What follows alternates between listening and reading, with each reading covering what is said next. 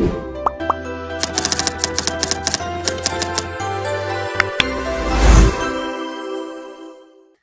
semuanya, Assalamualaikum warahmatullahi wabarakatuh. Perkenalkan, saya Friska Putri Hulu. Dan saya Rizky Julani, senang sekali bisa menemani teman-teman semuanya dalam podcast kali ini. Jujur Loki, aku udah mulai deg-degan Loki. Aku juga lumayan deg-degan sih, tapi kayaknya kita bisa bicara santai aja ya. Ya, jadi teman-teman kalau nanti ada salah ucap ataupun kita tertawa sendiri, mohon dimaklumin ya. Nah sebenarnya podcast ini bertujuan untuk pembuatan ataupun perbaikan nilai tugas pembangkit tenaga listrik. Dan meskipun awalnya ini untuk tugas, akan tetapi kami ingin menyampaikannya dengan cara santai dan mudah untuk dipahami. Nah, jadi juga selain untuk memenuhi tugas, nanti podcast ini akan menambah wawasan teman-teman yang mendengarkan podcastnya, begitu. Betul sekali. Hari ini kita akan membahas sesuatu yang hampir tidak pernah lepas dari kehidupan kita. Soalnya bangun tidur kita pakai, belajar kita pakai, bahkan sebelum tidur pun masih kita pakai juga. Ya, jawabannya adalah listrik. Tapi yang akan kita bahas lebih spesifiknya lagi adalah salah satu sumber pembangkit listrik yang menurutku sangat menarik, yaitu pembangkit listrik tenaga air atau bisa disebut dengan PLTA. Nah, kalau mendengar kata PLTA yang langsung terbayang di pikiranku itu kayak bendungan besar dan air yang mengalir deras, tapi ternyata di balik itu semua itu ada proses yang sangat luar biasa menarik ya. Nah, benar sekali. Jadi di podcast kali ini kita akan mengupas bagaimana air yang kita lihat setiap hari ternyata bisa menghasilkan listrik yang menerangi jutaan rumah banyak orang loh, Ki. Oke, Friska. Nah, aku sekarang nih kayak benar-benar penasaran ya, sebenarnya sih apa sih yang dimaksud dengan PLTA itu? Nah, jadi PLTA ataupun pembangkit listrik tenaga air ini adalah pembangkit listrik yang memanfaatkan energi dari air untuk menghasilkan listrik tersebut. Kalau dijelaskan secara sederhana, air digunakan untuk memutar turbin, kemudian turbin akan memutari generator, dan dari situlah listrik akan dihasilkan. Begitu. Tapi kalau kedengarannya sih kayak sederhana banget gitu ya. Tapi kayak prosesnya nggak sesingkat itu kan ya? Ya, itu benar sekali. Makanya sekarang kita akan bahas pelan-pelan. Bayangkan, kita sedang berada di sebuah bendungan yang sangat besar. Di belakang bendungan itu ada jutaan kubik air yang akan ditampung. Nah, air yang akan ditampung itu sebenarnya sedang menyimpan energi yang disebut dengan energi potensial. Energi potensial. Itu yang kita pelajari waktu pelajaran fisika bukan ya? Ya, betul sekali. Biar lebih gampang dipahami, aku kasih contoh ya. Misalnya kamu sedang memegang bola di atas kepala.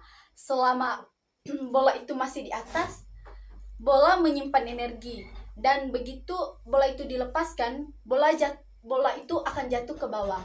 Dan air yang di bendungan juga seperti itu, karena yang berada di tempat tinggi, air itu tetap memiliki energi yang akan lebih besar juga.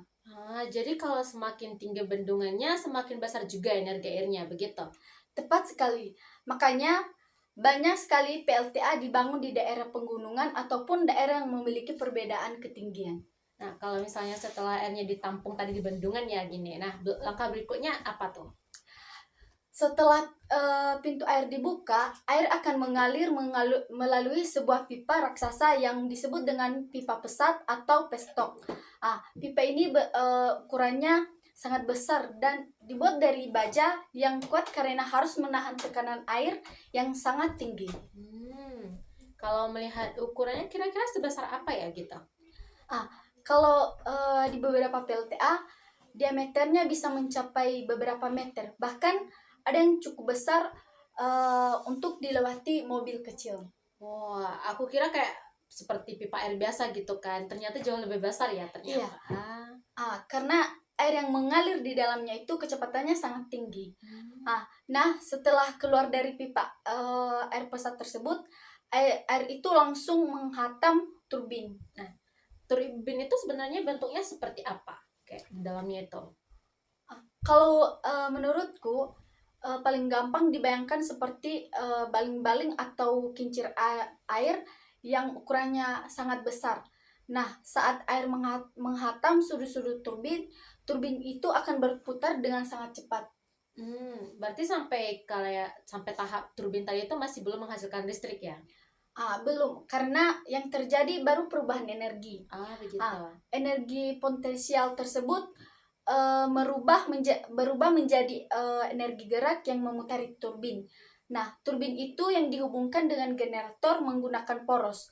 Dan begitupun turbin berputar dan generator juga ikut berputar. Nah, berarti generator ini yang menghasilkan listrik nanti ya? Ya, betul sekali. Generator tersebutlah yang dapat menghasilkan listrik. Ketika magnet berputar akan terjadi poros yang disebut dengan induksi elektromagnetik, dan disitulah terjadi penghasilan arus listrik tersebut. Dan kita nggak perlu menghafal rumusnya. Yang penting yang dipahami bahwa generator dapat mengubah energi gerak menjadi energi listrik. Oke, bentar.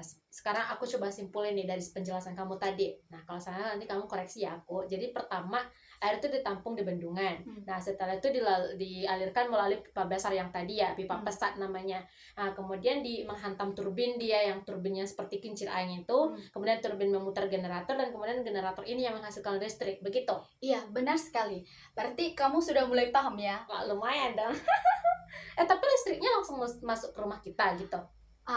Itu masih belum lagi, karena masih ada satu tahap lagi. Listrik yang dihasilkan generator akan masuk ke transformator ataupun trafo.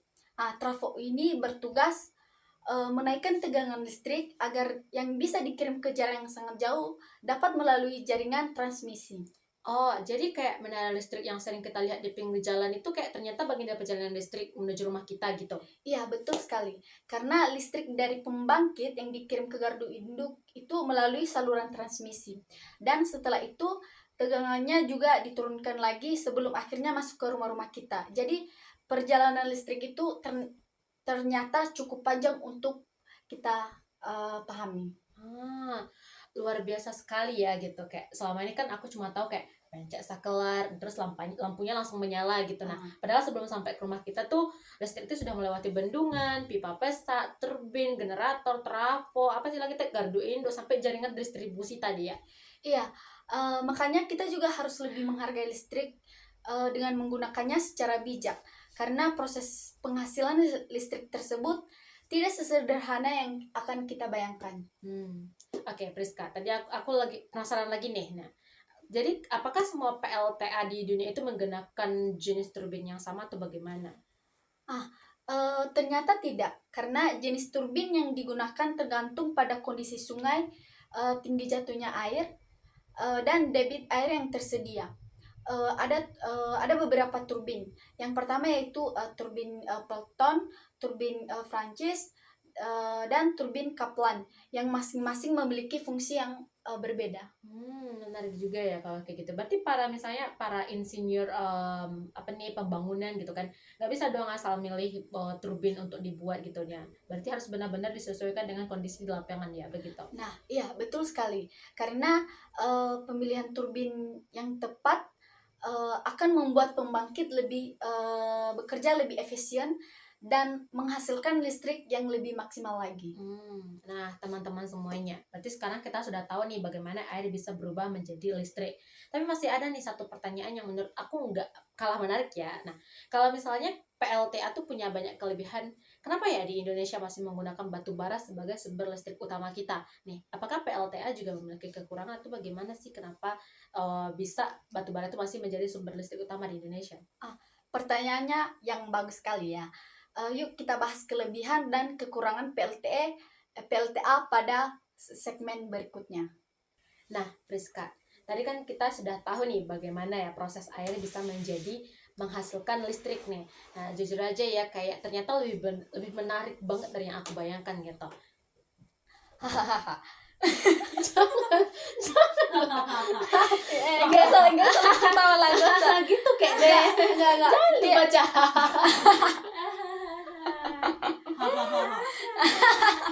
nggak usah lagi ketawa lagi ya. Lagi, mulai.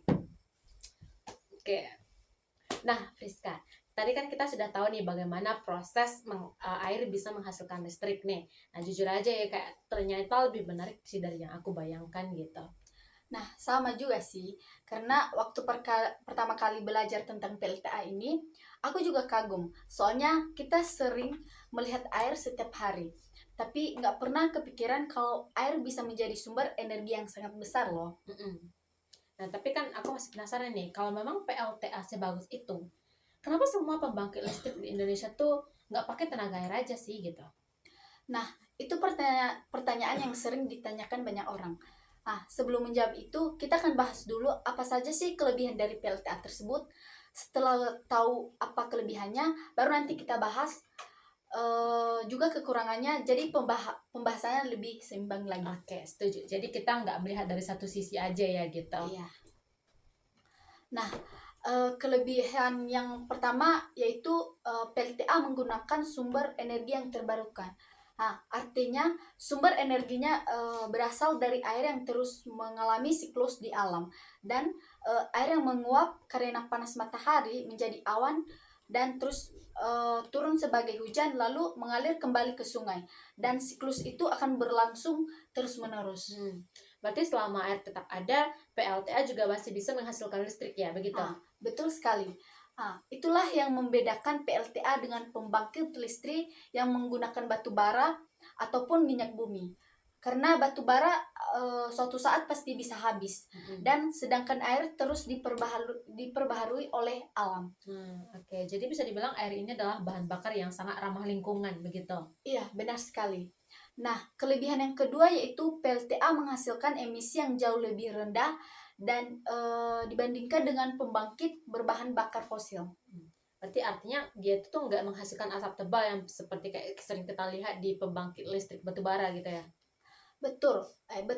Karena tidak membakar bahan bakar fosil, dan PLTA tidak menghasilkan asap maupun emisi karbon. Dan itulah sebabnya PLTA tersebut salah satu sumber energi yang lebih bersih lagi. Berarti kayak jadi selain menghasilkan listrik, PLTA juga kayak membantu menjaga kualitas udara kita ya, berarti gitu. Benar sekali. Dan selain itu pun, setelah pembangunannya selesai, biaya operasional PLTA juga relatif lebih rendah loh. Oh iya, berarti kalau gitu nggak karena nggak perlu bahan bakar ya seperti setiap hari gitu. Nah, tepat sekali. Dikarenakan air yang mengalir secara alami, jadi biaya yang dikeluarkan lebih banyak untuk perawatan peralatan ataupun operasional pembangkit. Aku juga pernah dengar kalau misalnya bendungan PLTA itu nggak cuma dipakai buat menghasilkan listrik ya. Iya, dan itu adalah kelebihannya berikut. Dan bendungan ini bisa dimanfaatkan untuk irigasi sawah, pengendalian banjir, penyediaan air baku, budidaya ikan, bahkan dijadikan tempat untuk wisata.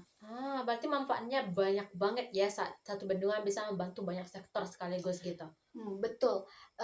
Makanya pembangunan PLTA ini sering memberikan manfaat yang luas, dan bukan hanya di bidang energinya saja. Tapi pasti ada kekurangannya juga kan? Tentu tidak ada teknologi yang benar-benar sempurna loh. Jadi kekurangan PLTA yang pertama itu adalah biaya pembangunan yang sangat besar. Dan untuk pembangunan satu PLTA itu dibutuhkan dana yang sangat besar, karena harus membangun bendungan, terowongan air, pipa pesat, turbin, generator, hingga jaringan listrik. Pantas saja kayak proses pembangunannya bisa makan waktu bertahun-tahun ya. Iya, dan selain itu pun pembangunan bendungan juga bisa memberikan dampak terhadap lingkungan. Contohnya seperti apa? Misalnya ada lahan yang harus digenangin untuk dijadikan waduk. Kadang ada juga masyarakat yang harus direlokasi karena tempat tinggalnya masuk ke area pembangunan. Dan selain itu perubahan aliran sungai tersebut juga dapat memengaruhi habitat ikan dan ekosistem di sekitarnya. Oke, berarti kayak pembangunan PLTA harus benar-benar direncanakan ya, kayak supaya manfaatnya lebih besar daripada dampaknya begitu. Betul sekali. Makanya sekarang banyak proyek yang juga memperhatikan aspek lingkungan tersebut dan sosial yang sebelumnya pembangunan yang akan dilakukan. Jadi kalau misalnya musim kemarau panjang, apakah PLTA ini masih bisa beroperasi gitu? Masih bisa. Tetapi jika debit airnya turun drastis, produksi listrik juga bisa ikut berkurang karena pengolahan waduk menjadi sangat penting agar pasokan air tetap tersedia. Nah, oke. Sekarang aku kayak mulai mengerti nih. Jadi alasan kenapa Indonesia belum sepenuhnya menggunakan PLT bukan karena teknologinya jelek ya, tapi karena ada banyak hal yang harus dipertimbangkan gitu. Betul sekali. Karena setiap jenis pembangkit listrik punya kelebihan ataupun kekurangannya masing-masing. Yang paling penting adalah bagaimana kita mengombinasikan berbagai sumber energi agar kebutuhan listrik tersebut dapat tetap terpenuhi pada masyarakat. Oke, Priska, kalau menurutmu sendiri nih, apakah Indonesia itu punya peluang besar untuk mengembangkan PLTA? Kalau menurutku sendiri sangat besar, karena Indonesia memiliki banyak sungai, pegunungan, dan curah hujan yang sangat tinggi. Itu juga merupakan modal yang sangat baik untuk pengembangan pembangkit listrik tenaga air tersebut. Dan bahkan masih banyak potensi yang belum dimanfaatkan secara maksimal. Oke, menarik banget ya ini. Berarti sebenarnya masa depan energi Indonesia juga bisa bergantung pada bagaimana kita memanfaatkan potensi alam yang sudah kita miliki, begitu. Benar sekali. Dan pada segmen terakhir nanti kita akan membahas beberapa PLTA yang ada di Indonesia dan potensi yang dimiliki negara kita, serta apa yang bisa kita lakukan sebagai generasi muda untuk mendukung pengembangan energi terbarukan. Itu pasti kayak menarik banget ya. Jadi kayak teman-teman jangan kemana-mana karena kita akan masuk ke segmen terakhir pada podcast ini. Oke, Priska. Tadi kamu sempat bilang kalau Indonesia punya potensi tenaga air yang sangat besar. Nah, sebenarnya sudah banyak belum sih PLTA yang beroperasi di Indonesia? Sudah cukup banyak loh. Di Indonesia memiliki beberapa PLTA yang menjadi sumber listrik yang penting di berbagai negara. Misalnya PLTA Cirata di Jawa Barat, yang merupakan salah satu PLTA terbesar di Asia Tenggara. Kemudian ada pun PLTA Jatiluhur, yang selain menghasilkan listrik juga dimanfaatkan untuk irigasi. Dan selain itu juga ada PLTA Asahan di Sumatera Utara. PLTA ini ada juga di Kota Panjang di Riau, dan masih banyak lagi yang tersebar di berbagai wilayah Indonesia. Wah, ternyata banyak juga ya gitu. Selama ini aku kan cuma tahu nama waduknya, tapi kalau nggak tahu kalau ternyata itu juga menghasilkan listrik begitu. Iya, banyak juga orang berpikir begitu. Padahal pembangkit ini punya peran yang sangat besar dalam memenuhi kebutuhan listrik masyarakat juga. Nah, berarti kalau melihat kondisi Indonesia yang punya banyak sungai, berarti peluang membangun PLTA itu masih terbuka sangat lebar berarti ya? Betul sekali. Karena Indonesia memiliki ribuan sungai ataupun wilayah pegunungan yang sangat potensial. Dan kalaupun dikelola dengan baik, potensi ini bisa membantu memenuhi kebutuhan listrik dan sekaligus mengurangi penggunaan energi fosil. Jadi tentu pembangunannya tapi harus tetap memperhatikan lingkungan dan masyarakat sekitar ya. Benar, karena kemajuan teknologi harus selalu diimbangi dengan tanggung jawab dan terhadap alam dan kehidupan manusia. Jadi bukan hanya mengejar produksi, tapi juga menjaga keseimbangan lingkungan tersebut. Berarti ngomong-ngomong soal inovasi nih, aku pernah dengar ada yang masyarakat yang membuat pembangkit listrik tenaga air nih dalam skala kecil untuk desanya. Bener nggak sih? Benar, karena di beberapa daerah di Indonesia sudah banyak dikembangkan pembangkit listrik tenaga mikrohidro. Pembangkit ini memanfaatkan aliran yang lebih kecil untuk menghasilkan listrik bagi masyarakat di daerah yang belum terjangkau jaringan listrik besar. Dan menurutku ini membuktikan bahwa teknologi tidak selalu harus berukuran besar. Dengan memanfaatkan potensi yang ada di sekitar kita, masyarakat juga bisa menghadirkan solusi yang sangat bermanfaat. Jadi inovasi itu bisa dimulai dari siapa saja ya, nggak harus perusahaan besar ataupun pemerintah ya. Betul. Sebagai mahasiswa pun kita bisa berkontribusi loh. Karena mungkin belum bisa membangun pembangkit listrik, tetapi kita bisa memulai dari hal-hal sederhana seperti menghemat listrik, mempelajari teknologi energi terbarukan, dan mengajak orang lain lebih peduli terhadap lingkungan kita. Aku setuju banget nih, karena kan perubahan besar selalu dimulai dari kebiasaan-kebiasaan kecil ya. Nah, teman-teman, tidak terasa kita sudah berada di penghujung podcast hari ini. Hari ini kita sudah belajar banyak hal, mulai dari pengertian PLTA, bagaimana proses air bisa menghasilkan listrik, dan jenis-jenis turbin, kelebihan dan kekurangannya, hingga potensi besar yang dimiliki Indonesia dalam pengembangan energi tenaga air. Dan semoga setelah mendengarkan podcast ini, kita tidak lagi melihat air hanya sebagai kebutuhan kita sehari-hari, tetapi juga sebagai salah satu sumber energi yang sangat berharga untuk kita. Oke. Dan semoga juga kita semakin sadar bahwa listrik yang kita gunakan setiap hari itu tuh berasal dari proses yang sangat panjang sekali. Nah, jadi sudah seharusnya kita menggunakan listrik dengan bijak dan juga tidak boros ya. Benar sekali. Ada satu pesan yang ingin aku sampaikan sebelum kita mengakhiri podcast ini ya. Setiap tetes air yang mengalir bukan hanya membawa ke kehidupan kita, tetapi juga membawa harapan. Dan harapan akan masa depan energi yang lebih bersih dan lebih ramah lingkungan dan lebih berkelanjutan. Kalau kita mulai peduli dari sekitar kita, sekecil apapun tindakan yang akan kita lakukan, itu bisa menjadi langkah awal untuk menjaga bumi ataupun mendukung masa depan energi Indonesia. Oke, begitu ya. Terima kasih banyak untuk teman-teman yang sudah setia mendengarkan podcast ini dari awal sampai akhir. Semoga apa yang kita bahas ini bisa bermanfaat dan menambah wawasan bagi penonton-penonton kita. Oke, begitu ya. Oke, saya Friska dan saya Rizky Juliani. Pamit undur diri. Terima kasih atas perhatian dan kebersamaannya. Wassalamualaikum warahmatullahi wabarakatuh.